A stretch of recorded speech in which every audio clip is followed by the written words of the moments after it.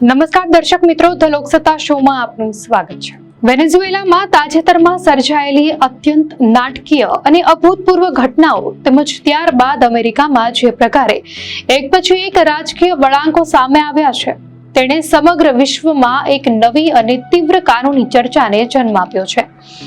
મુખ્ય પ્રશ્ન એ ઊભો થયો છે કે શું ડોનાલ્ડ ટ્રમ્પ પ્રશાસન વેનેઝુએલાના રાષ્ટ્રપતિ નિકોલસ માદુરોને સત્તા પરથી હટાવવા અને તેમની ધરપકડ કરવા માટે આંતરરાષ્ટ્રીય કાયદાની મર્યાદાઓ અને નિર્ધારિત કાનૂની પ્રક્રિયાઓનું પાલન કર્યું છે કે કેમ?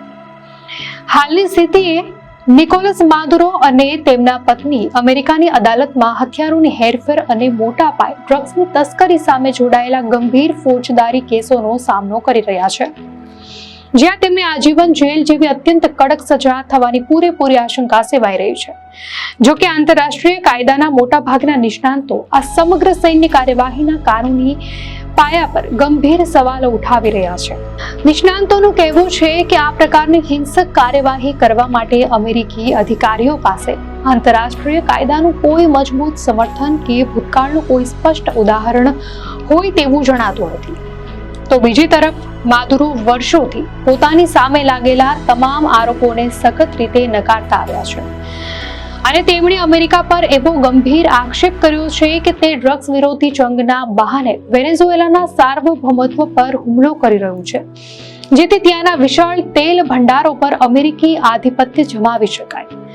સામાન્ય રીતે આંતરરાષ્ટ્રીય કાયદાઓ કોઈ પણ રાષ્ટ્ર સામે બળપ્રયોગની મંજૂરી આપતા નથી, સિવાય કે સંયુક્ત રાષ્ટ્ર સુરક્ષા પરિષદની સ્પષ્ટ મંજૂરી મળી હોય અથવા તો કોઈ દેશને પોતાના અસ્તિત્વ માટે વાસ્તવિક આત્મરક્ષણની સ્થિતિમાં પગલાં લેવા પડ્યા હોય। વેનેઝુએલા પર થયેલા અમેરિકી હુમલા અને રાષ્ટ્રપતિ માદુરોની પકડના ગણતરીના કલાકોમાં જ ટ્રમ્પ પ્રશાસનના ઉચ્ચ અધિકારીઓએ ન્યુયોર્કની કોર્ટમાં નોંધાયેલા જૂના ફોજદારી આરોપોને આધારે આખી કાર્યવાહીને ન્યાયી ઠેરવવાની કોશિશ શરૂ કરી દીધી હતી।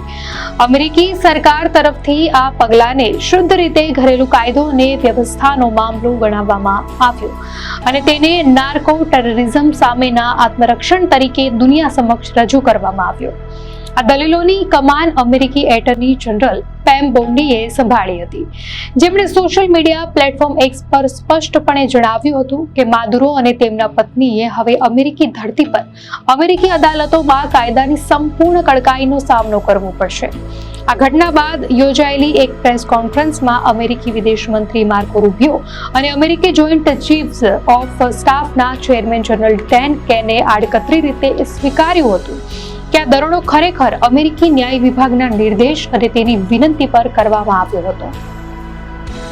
વાસ્તવમાં આ પ્રકારના નિવેદનો આપવા પાછળનું મુખ્ય કારણ એ ચિંતાઓને દૂર કરવાનું હતું કે વેનેઝુએલા પર હુમલો કરતા પહેલા અમેરિકી કોંગ્રેસ એટલે કે સંસદની મંજૂરી કેમ લેવામાં ન આવી। આ મુદ્દો ટ્રમ્પ પ્રશાસન માટે ભવિષ્યમાં મોટી રાજકીય મુસીબત પણ બની શકે છે, કારણ કે અમેરિકી બંધારણ મુજબ જો કોઈ દેશ વિરુદ્ધ લાંબા ગાળા સુધી સૈન્ય અભિયાન ચલાવવાનું હોય તો રાષ્ટ્રપતિ માટે કોંગ્રેસની પૂર્વ મંજૂરી લેવી બંધન કરતા હોય છે। ડોનાલ્ડ ટ્રમ્પે તો એવો સંકેત પણ આપી દીધો છે કે માદુરો સત્તા પરથી હટ્યા બાદ હવે અમેરિકા અમુક સમય સુધી વેનેઝુએલાનો સંપૂર્ણ વહીવટ પોતાની દેખરેખ હેઠળ ચલાવશે। આ નિવેદને કાયદાકીય ગૂંચવણો વધારી દીધી છે। અગાઉ નવેમ્બર મહિનામાં white હાઉસની chief of staff suji વાઇલ્સે એક મેગેઝિનને આપેલા ઇન્ટરવ્યુમાં જણાવ્યું હતું કે વેનેઝુએલામાં જમીની હુમલા કરવા માટે સંસદની મંજૂરી લેવી અનિવાર્ય છે, પરંતુ ટ્રમ્પે જાહેરમાં આ મંતવ્યનું ખંડન કરીને પોતાની મનસ્વી રીતે આગળ વધવાની ઈચ્છા વ્યક્ત કરી હતી।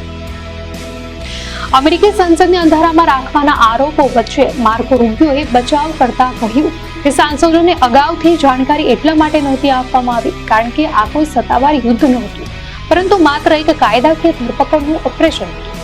તેમણે તો ત્યાં સુધી કહ્યું કે આ મિશનમાં ડિપાર્ટમેન્ટ ઓફ વોર માત્ર ડિપાર્ટમેન્ટ ઓફ જસ્ટિસને સહયોગ કરી રહ્યું હતું। ટ્રમ્પ પ્રશાસન પોતાનો બચાવ કરવા માટે વોર પાવર્સ રેઝોલ્યુશનનો હવાલો આપી શકે છે, જે રાષ્ટ્રપતિને 60 દિવસ સુધી સંસદની મંજૂરી વગર સૈન્ય મોકલવાની સત્તા આપે છે, જો તેઓ 48 કલાકમાં સંસદને જાણ કરે તો। જો કે અમેરિકી સાંસદો હજુ પણ આ સૈન્ય કાર્યવાહીને રોકવા માટે મતદાન કરવાની તૈયારી કરી રહ્યા છે। આ સમગ્ર પ્રકરણ અંગે આંતરરાષ્ટ્રીય નિષ્ણાંતો અત્યંત ચિંતિત છે।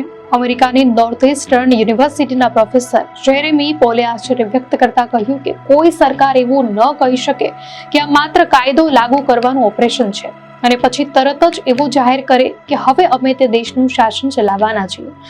લંડન સ્થિત ચેટમાઉસના પ્રોફેસર માર્ક વેલરે પણ ભારપૂર્વક જણાવ્યું કે આંતરરાષ્ટ્રીય કાયદા હેઠળ બળપ્રયોગને રાષ્ટ્રીય નીતિનો હિસ્સો બનાવવો સંપૂર્ણપણે પ્રતિબંધિત છે.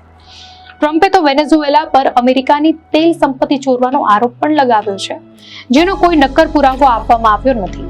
ઘણા વિશ્લેષકો માને છે કે ટ્રમ્પ પ્રશાસને 1989માં પનામામાં થયેલી સૈન્ય કાર્યવાહીને પોતાના મોડેલ તરીકે પસંદ કરી છે, જ્યાં તત્કાલીન શાસક મેન્યુઅલ નોરિએગાને ડ્રગ્સના આરોપ હેઠળ સત્તા પરથી હટાવી અમેરિકા લઈ જવામાં આવ્યા હતા.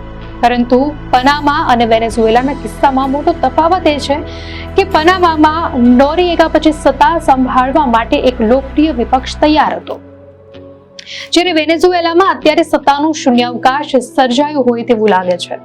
હવે માદુરો સામે અમેરિકી અદાલતમાં ખટલો ચાલશે, જેમાં કેર ફ્રી સ્પીચ સિદ્ધાંત મુજબ તેમની ધરપકડ ગમે તે રીતે થઈ હોય તો પણ ન્યાયિક પ્રક્રિયા આગળ વધશે. પરંતુ આ ઘટનાએ સંયુક્ત રાષ્ટ્રની એક ક્ષમતા પર મોટા સવાલો ઊભા કર્યા છે કે વૈશ્વિક સ્તરે નિયમ આધારિત વ્યવસ્થા જાળવી રાખવાનો દાવો કરે છે. જો આ રીતે સાર્વભૌમ દેશોમાં સૈન્ય દખલગીરીને ન્યાયી ઠેરવવામાં આવશે તો તેની અસર દુનિયાભરના અન્ય સંઘર્ષો પર અત્યંત નકારાત્મક પડશે. દર્શક મિત્રો, આ ઘટના અંગે આપની શું પ્રતિક્રિયા છે અમને કોમેન્ટમાં ચોક્કસથી જણાવશો. અને જો આપને આ માહિતી સારી લાગી હોય તો વિડીયોને લાઈક કરો અને ચેનલને સબસ્ક્રાઇબ કરો.